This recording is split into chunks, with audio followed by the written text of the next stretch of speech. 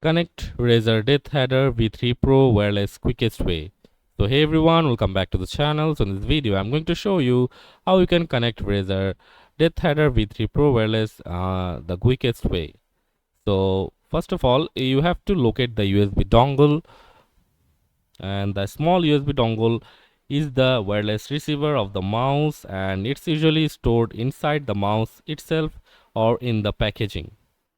And after that you have to plug the USB dongle into a free USB port on your computer, and then you have to power on the mouse, like find the power or DPI button on the bottom of the mouse, press and hold it for approximately 3 seconds, and then the scroll wheel on the mouse should briefly turn a static green color when the connection is established.